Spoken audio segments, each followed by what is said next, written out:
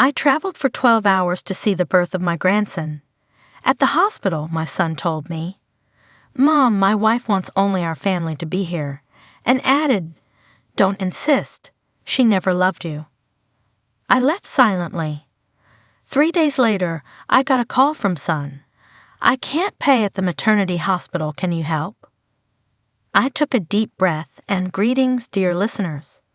Before I begin telling this complicated story of my life, I ask you to support our channel. Subscribe, leave a like, and write in the comments which city you are listening from. This is very important for us. And now, enjoy listening. I had been traveling for 12 long hours, the kind of journey that pulls at every muscle, scrapes at your patience, and leaves a constant ache behind your eyes, but nothing could dampen the storm of anticipation coursing through me. Every mile felt both endless and necessary, a bridge to a moment I had dreamed about for years, a moment that would finally let me hold a piece of myself in the arms of another generation. My grandson, my first grandchild, was about to be born. The thought made my chest tighten in a way that was almost physical, like a pulse of life itself, a tremor of excitement that refused to settle no matter how many times I tried to take a deep, steadying breath. I kept picturing him, the tiny contours of his face, soft and delicate, the way his eyes might squint in curiosity or contentment, the way his little fingers would curl instinctively around mine. I imagined him swaddled, a fragile bundle of warmth, the scent of new life filling the air, and I longed to be there, to be the grandmother who had waited years to witness that first breath, that first cry, that first instant of arrival. The trip itself had been grueling. The car's hum had become a constant, monotonous drum in my head, the scenery blurring past in a sequence of fields and towns that all seemed to fade into one another, yet I barely noticed the landscape. My mind was occupied with anticipation, with the rehearsing of conversations I would have with my son and his wife, with the ways I would carefully offer support without overstepping, with the simple hope that I would be present for the miracle of life unfolding. I had packed and repacked my suitcase several times before leaving, obsessing over what I might need in those precious hours, what I might wear to appear both supportive and comforting, what gifts might convey love without intrusion. There was a bouquet of delicate lilies, chosen because they were her favorite flowers. Jason's wife's favorite, I reminded myself, white and soft, symbolizing new beginnings, purity and care. I carried them carefully, as if cradling their fragile stems would somehow convey my own tender hopes for the moments ahead. Exhaustion hovered at the edges of my consciousness, gnawing gently at my resolve, but it was nothing compared to the anticipation. My body ached from hours of driving, from cramped seating and limited stretches of movement, but my mind refused to settle. Thoughts collided inside me, the possibility of seeing my grandson for the first time, the fear of missing a single moment, the hope that my son would be welcoming, the quiet worry that I might arrive too late. Every few minutes I checked the clock on the dashboard, calculating time zones, imagining the labor that might be underway, imagining Jason's voice on the phone, the muffled sound of a hospital corridor. I rehearsed my entrance, the way I would smile, the way I would try to suppress tears that I had been holding at bay all day. Each scenario played out like a small film in my mind, over and over, a montage of possibilities, and yet none of them could fully capture the exact moment of reality that awaited me. By the time I finally arrived, the sun was dipping low, casting a golden haze over the city streets, making the hospital's facade glow like something both ordinary and sacred. I parked, my hands trembling slightly, not from the drive, but from the nervous energy that refused to dissipate. My suitcase rattled as I wheeled it across the hospital lot, the wheels bouncing against cracks in the asphalt, each sound echoing like a drumbeat counting down the seconds until I could see him. The automatic doors whooshed open, and the antiseptic scent hit me immediately. a sharp clinical contrast to the warmth I carried in my chest, a reminder that life and all its beginnings often intersect with sterile, precise spaces. I held my bouquet tightly, the lilies brushing against my forearm, their scent faint but reassuring. Every step I took down the corridor, I felt the invisible pull of the new life that awaited, a gravity stronger than any road I had traveled, stronger than any fatigue I had endured. From somewhere down the hall came muffled cries, and I stopped in my tracks. The sound was delicate, irregular, almost as if it were teasing me with its presence, a whisper of life that made my throat tighten and my eyes water. I knew, even before I reached the room numbers scribbled on the wall, that I was close. Each cry, each tiny wail, was a bridge to the unknown, a herald of the first moments I had imagined 1,000 times but had never truly experienced. My heartbeat matched the rhythm of the corridor, the hum of fluorescent lights, the low chatter of nurses, the occasional squeak of a cart rolling across linoleum. Everything seemed magnified, heightened, charged with expectation. I paused just outside the maternity wing, taking a moment to draw in the air, steady the shaking of my hands, and remind myself that soon, very soon, I would meet him. The hours of travel, the aches and stiffness, the endless anticipation, they all converged into this single, potent instant. I was on the edge of a life-altering moment, and nothing else existed beyond the walls ahead, beyond the muffled cries that promised a tiny, fragile new beginning. Then I saw him, my son Jason, standing near the hospital corridor, a stiff posture I had never seen in him before. The warmth I had carried with me for 12 long hours, the hope that had fueled every mile, seemed to crumble in an instant. His expression was sharp, distant, as though a wall had formed between us that I had no keys to unlock. I froze for a moment, the bouquet of lilies in my hands suddenly heavy, almost oppressive, as though their delicate beauty had become a mockery against the chill emanating from my son. My heart thudded violently, a mixture of disbelief and rising panic that made my throat dry and my stomach twist. "Mom," he said, his voice crisp and unyielding, cutting through the charged silence around us like a surgeon's scalpel. There was no warmth, no hesitation, only an edge of control that I could not penetrate. "My wife wants only our family to be here." I blinked, as if repeating the words aloud in my mind might erase them, might soften their impact. Only our family? I had traveled hours, driven tirelessly across highways and interstates, endured the ache of long hours in a cramped car seat, all for this one moment. My grandson's birth, the culmination of years of waiting and dreaming. I had imagined nothing else for days, weeks, months, and suddenly I was being rendered invisible. He paused, the silence that followed stretching unbearably, a moment that seemed to mock every step I had taken to reach this hospital. My hands tightened around the bouquet. The stems dug into my palms as if mirroring the sharp stab of anxiety coiling in my chest. And then came the words that cut deeper than anything I had anticipated. "Don't insist. She never loved you." I felt the ground shift beneath me, a dizzying tilt that threatened to throw me off balance. My body went cold, my heart caught in my throat. "Never loved me. Never loved me." I repeated the words over and over, unable to process them. The son I had held as an infant, the boy I had taught to ride a bicycle, the young man I had watched grow into adulthood. I could not reconcile this child of mine with the one speaking such cruelty. My mind refused to accept it. I wanted to ask, to scream, to demand an explanation, but my voice caught in my chest, trapped behind the weight of disbelief. I had done everything a mother could, sleepless nights, constant worry, every sacrifice made quietly, every gesture of love unmeasured and unconditional. And now, on what should have been the most joyous day of our lives, I was being told that none of it mattered, that all of my efforts, all of my sacrifices, all of my devotion were invisible to the person who should have recognized them first. I felt a tremor run through me, not just physical but spiritual, a shaking of the foundations I had built around my family.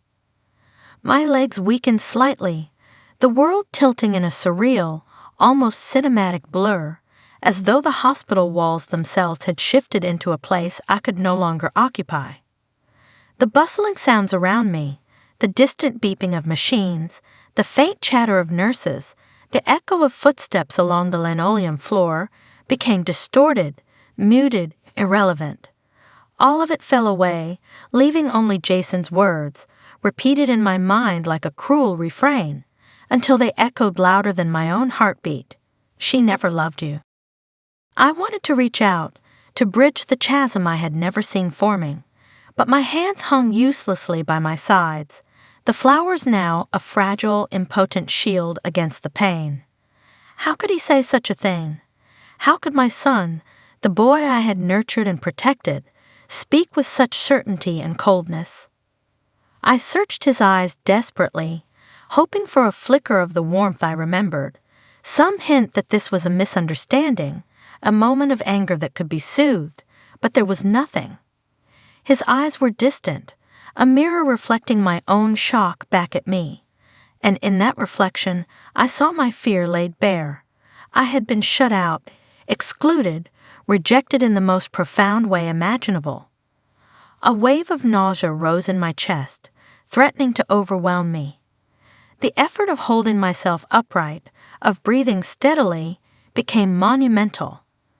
The lilies drooped slightly, their delicate white petals brushing against my coat, an ironic whisper of softness and hope that contrasted starkly with the jagged edge of my reality.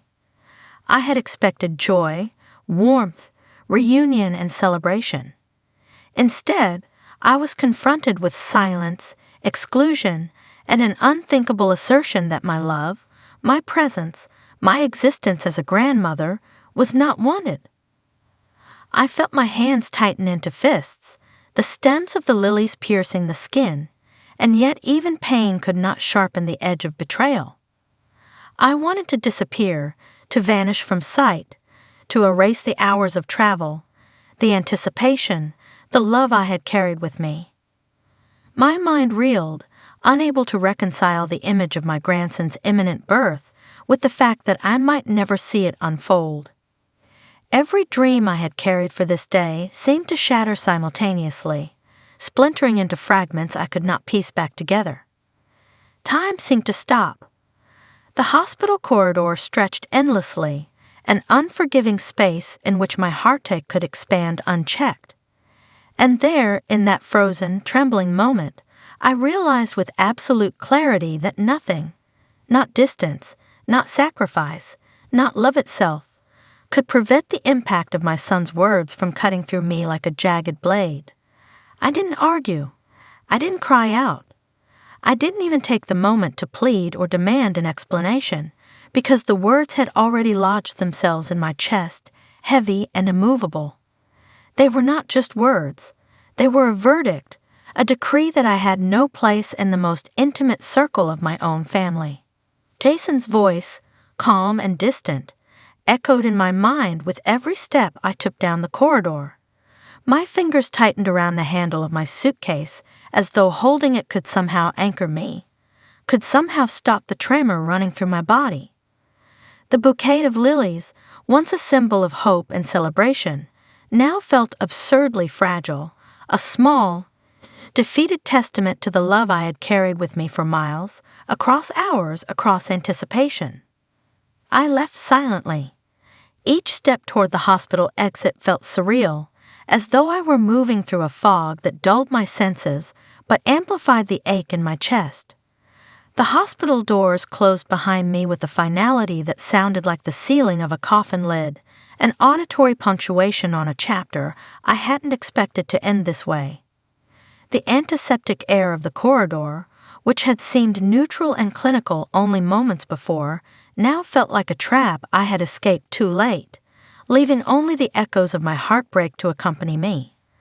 I didn't look back. I couldn't. To see Jason's face again would have been to invite a torrent of questions and emotions I was not prepared to face. I slid into the driver's seat of my car and gripped the steering wheel as though holding onto it tightly could somehow keep my world from unraveling completely. The engine roared to life, but the sound was hollow, a mere backdrop to the storm inside me. The road stretched out in front of me, endless, indifferent, and every mile felt like a physical manifestation of the distance growing between us. I wanted to scream, to throw my voice across the miles and make him hear what he had done, but the words caught in my throat. They had been stolen from me, replaced by disbelief and the sharp, acrid taste of betrayal. Every mile I drove home, Jason's words replayed in an endless loop. Don't insist. She never loved you. I whispered them aloud at first, as though speaking could somehow make them less real, soften their impact. But no matter how softly I said them, they hit the same way, like stones dropping into the pit of my chest, each one heavier than the last. Why now? Why on this day, of all days? My grandson, my first grandchild, was entering the world, and I had been cut out of it, declared unworthy, excluded without explanation. The injustice of it burned like fire in my chest, a slow, smoldering ache that threatened to consume every bit of joy I had carried for weeks, for months, for this very moment. I passed the familiar landmarks along the highway, the gas station where I had stopped for coffee, the overpass that framed the sunset in gold and rose hues, the small diners I used to visit on long drives, and everything looked the same, and yet nothing felt familiar. My world had shifted, tilted, and every object outside my window became a silent witness to my grief. I caught myself gripping the steering wheel tighter, knuckles white, teeth clenched, the car's vibrations echoing the tremor in my body. I imagined Jason standing there, indifferent, his words like knives, and the image burned itself into my mind with an intensity that made my chest ache in a way no physical wound ever could. I thought about my grandson. I pictured him fragile and new, tiny fingers curling instinctively, the soft rise and fall of his chest, his eyes blinking in wonder at a world he had just entered. And I realized that I would not see him, not today, perhaps not tomorrow, not in the way I had dreamed. I had carried the image of his first moments for so long, built them in my mind with care, and now that vision was shattered, fragmented into jagged shards that cut at the corners of my heart. The betrayal was not just in Jason's words. It was in the act itself, the deliberate exclusion, the implication that my presence, my love, my existence, had been deemed irrelevant. I thought of all the sacrifices I had made, late-night drives to pick him up from school, endless hours of care when he was sick, the nights I stayed awake worrying over him long after he had grown into a man. And yet, none of it mattered. The weight of history between us, the shared laughter, the whispered secrets, the small moments that had once felt like bonds, now seemed meaningless. I was erased in a single casual statement, and the simplicity of that erasure was almost unbearable in its finality. The miles rolled on beneath me, darkened by the approaching night, and I realized I had not shed a single tear. The shock had hollowed me out, left me numb in the face of what should have been the happiest day of my life. My mind churned, turning over every word, every glance, every memory, as though searching for something that might explain this, some clue that I had misread years of interactions. But there was nothing. Only silence, and the knowledge that silence had spoken louder than any plea I could have made. And yet, even in that silence, a small, sharp ember of something remained.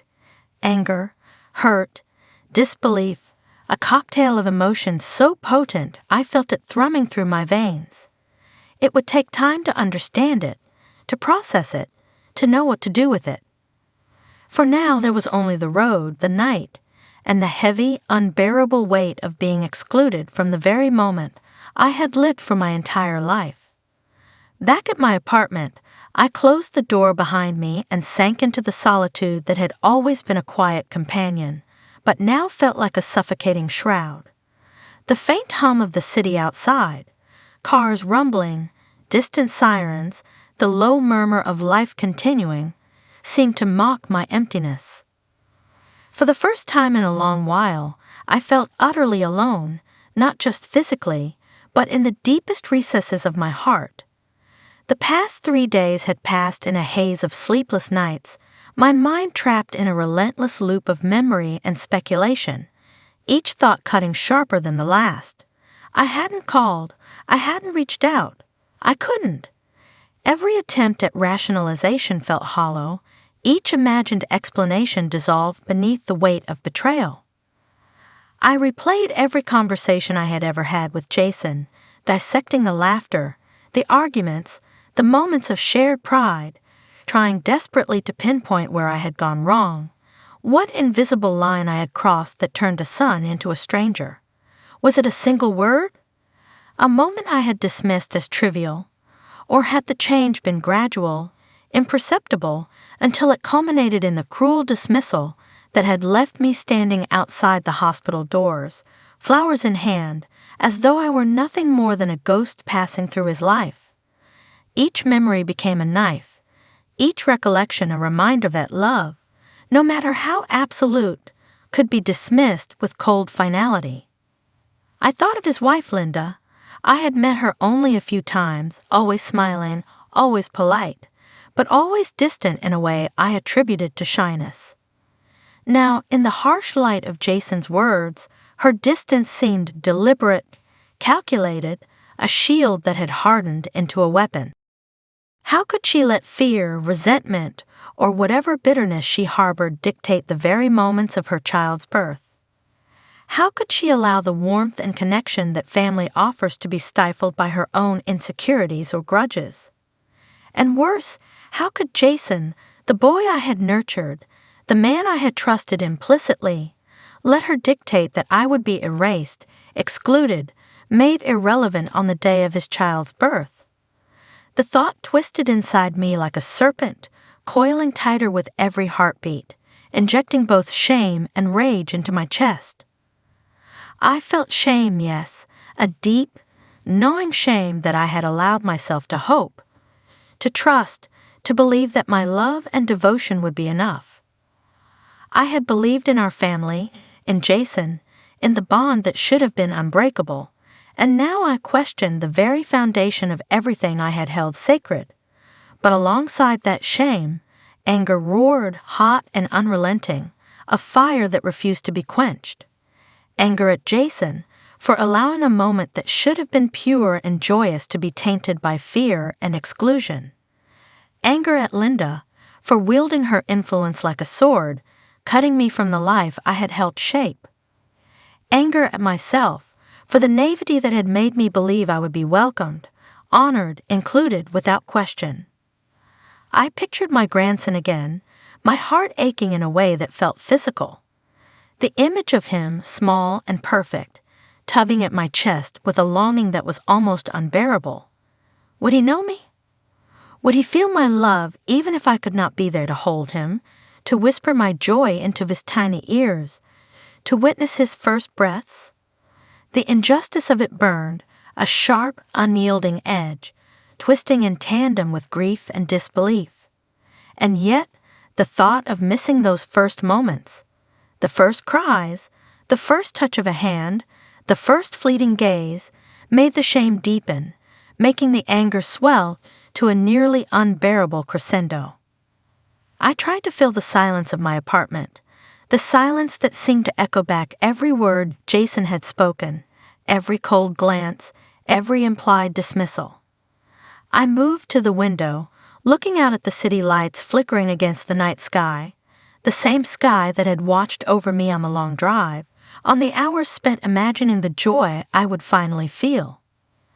I gripped the edge of the sill, knuckles white, feeling the weight of my own helplessness pressing down, heavy and unyielding. The apartment, once a sanctuary, now felt like a cage, a quiet tome holding the echoes of a day that had ended with my heart splintered and bruised. I found myself whispering to the empty room, as if speaking aloud could somehow process the enormity of what had happened. "Why now?" I murmured, my voice trembling. "Why this day?" The words were not questions to be answered.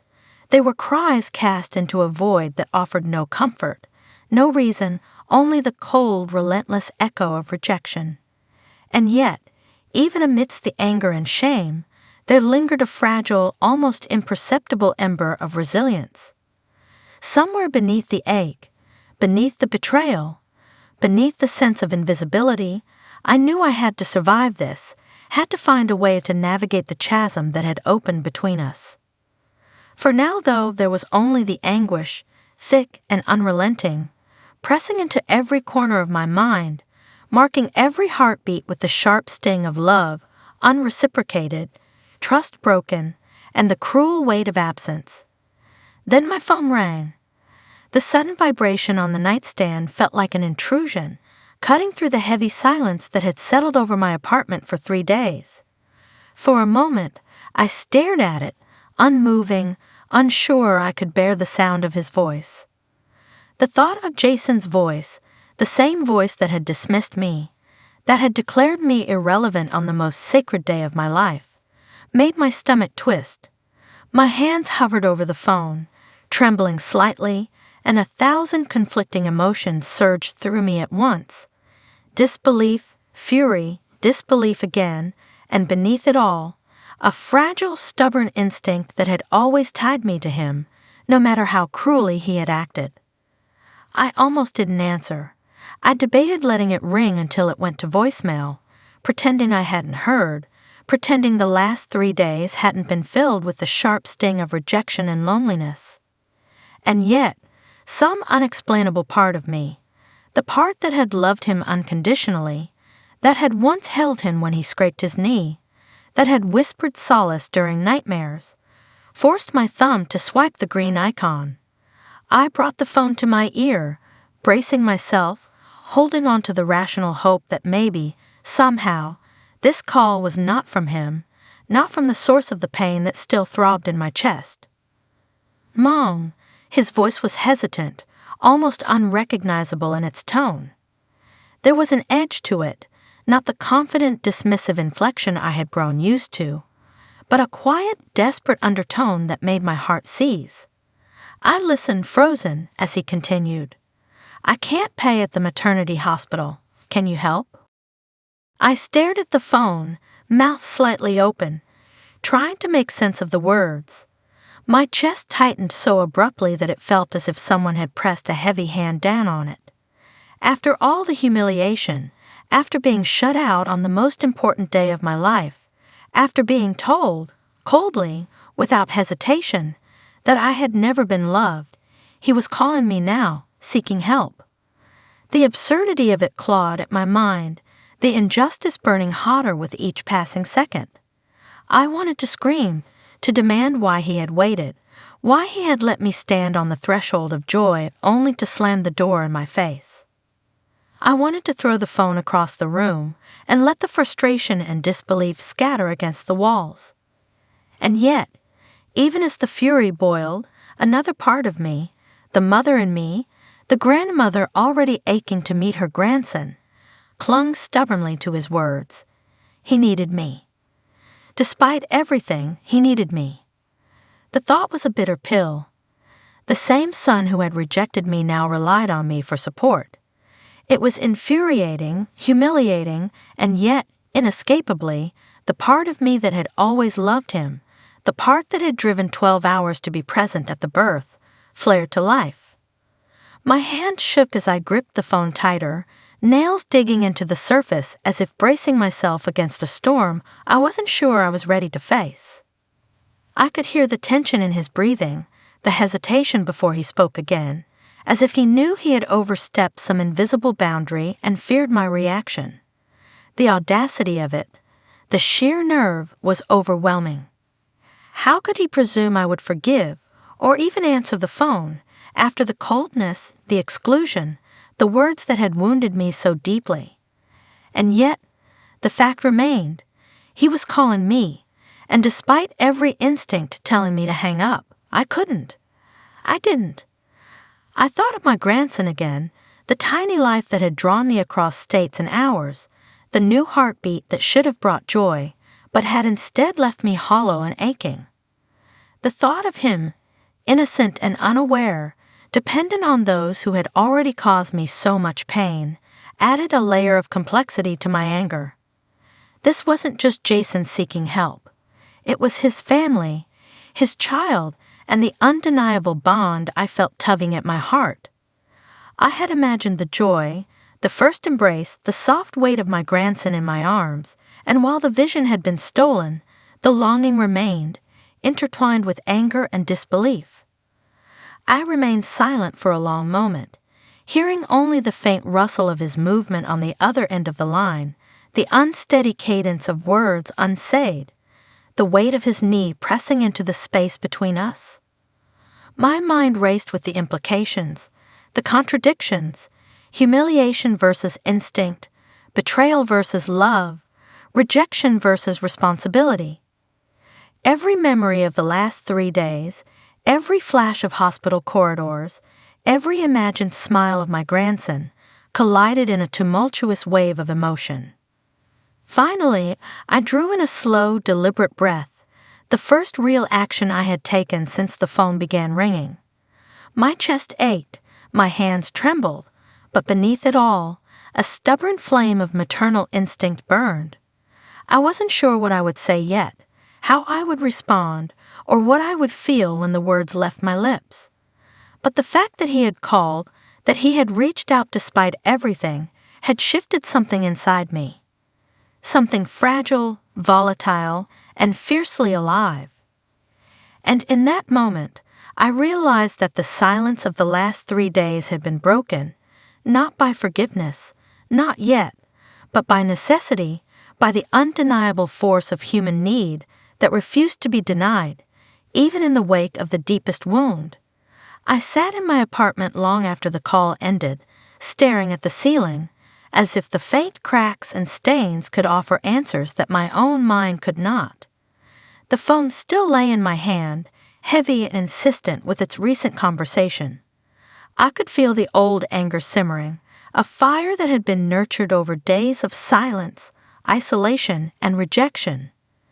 Jason's words had cut deeper than I wanted to admit, deeper than the miles I had driven to witness a moment that had been denied to me. "She never loved you," he had said, so casually, as if it were a factual observation, not a wound.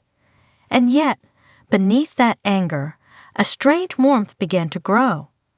It was subtle at first, almost imperceptible. A tug at the edges of my heart that reminded me why I had made the journey in the first place. This was my grandson, the first light of a new generation, a life entirely innocent of adult grievances. He was being born into the world, and in that world, he would need me, even if Jason and his wife did not fully understand it yet.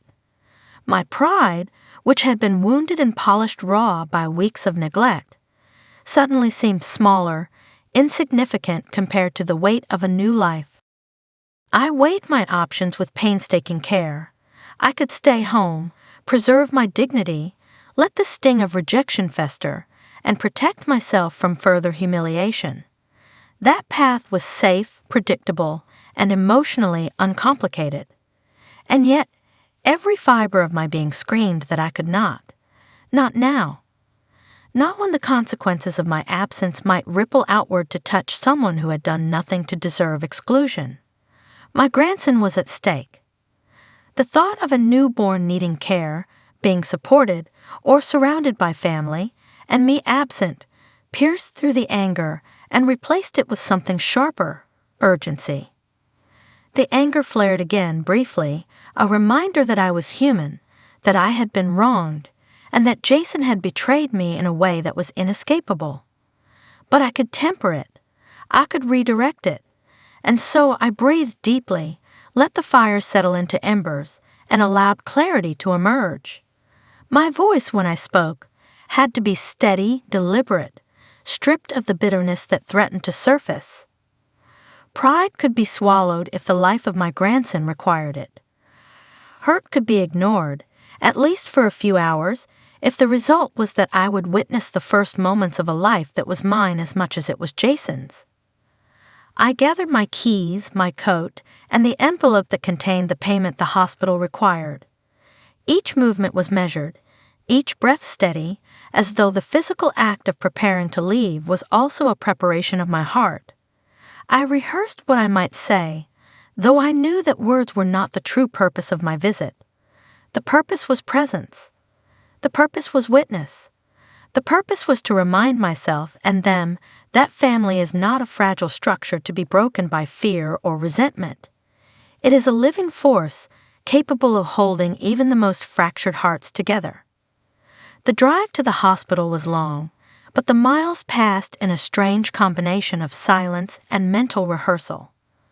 I imagined the sterile corridors, the fluorescent lights, the faint smell of antiseptic mingled with the smell of new life, and I prepared myself for every possible encounter. Jason would avoid my eyes, I expected that. His wife might be cold or wary. I could anticipate that. But none of that mattered. What mattered was the act itself. The act of showing up, of saying through presence rather than words, I am here. Family endures beyond pride and grudges. Life matters more than anger. When I arrived at the hospital, the parking lot was nearly empty, the late afternoon light stretching long shadows across the asphalt. I carried the envelope tightly in my hand, aware that every step forward was a step into emotional turbulence.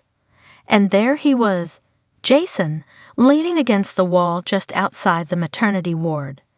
His posture was tense, defensive, and he immediately looked away when he saw me. The old pang of anger resurfaced like a warning shot. Here was the son who had hurt me, who had shut me out of the most important day of his life. And yet I said nothing. I did not accuse. I did not demand apologies.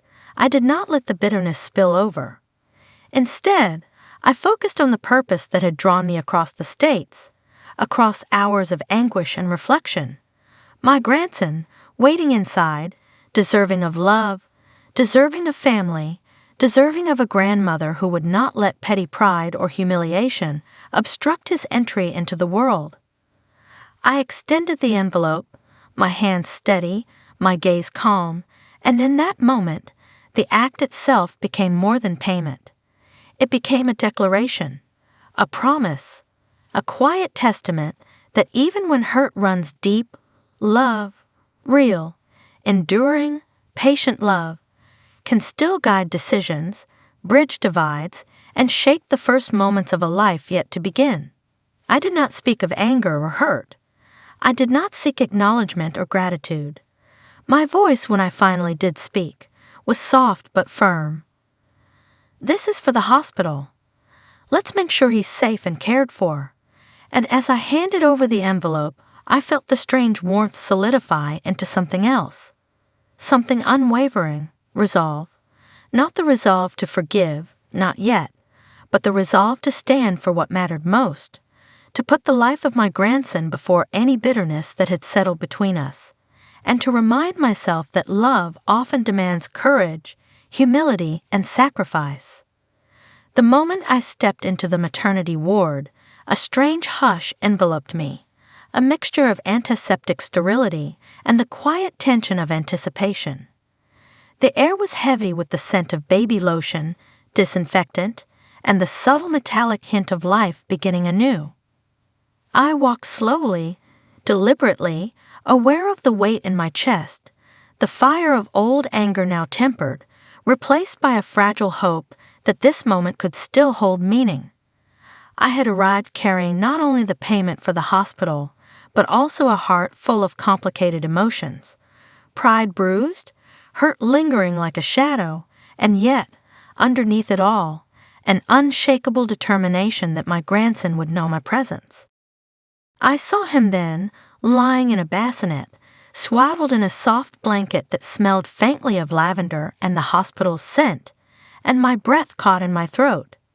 Ethan, my grandson, my first grandchild, the tiny embodiment of hope and continuity, was perfect.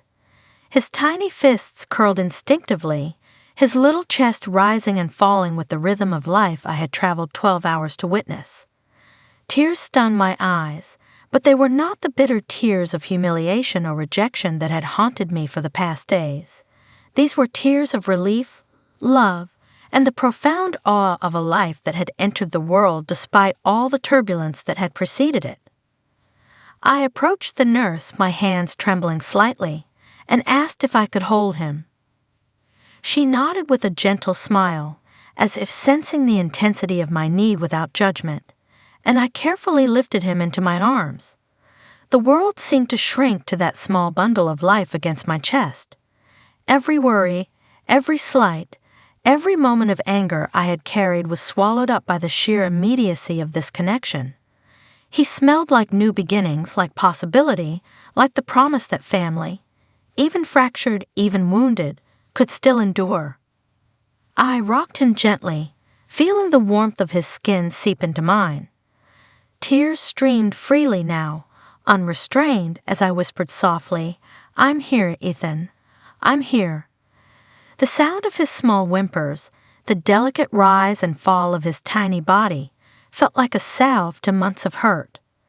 I realized then that presence mattered more than pride, more than grudges, more than resentment. In the echo of his first cries, I felt my own soul mend, fragile pieces knitting back together in a quiet, almost sacred triumph. Jason appeared at the doorway, hesitant, the weight of guilt clear in the tense set of his shoulders, the avoidance of my eyes. He stood there for a moment, watching, before his voice broke the silence, soft and almost apologetic. I was wrong, Mom. I'm sorry." The words, though simple, carried the heavy weight of acknowledgement, a small admission that perhaps pride and fear had led him astray. I felt a crack in the walls of resentment I had built around myself, a slow crumbling that allowed the light of understanding and forgiveness to seep in. I didn't rush to respond. I let the moment linger, letting Jason's apology settle between us, letting him witness the bond forming in my arms. Ethan wriggled slightly, and I laughed softly, the sound warm and unguarded, and I noticed Jason's eyes soften as he watched the way I cradled his son. There was no need to dwell on the past, not yet, not in this fragile, luminous moment. The triumph was here, in the breathing, living presence of this tiny human whose arrival had demanded that I rise above hurt and humiliation.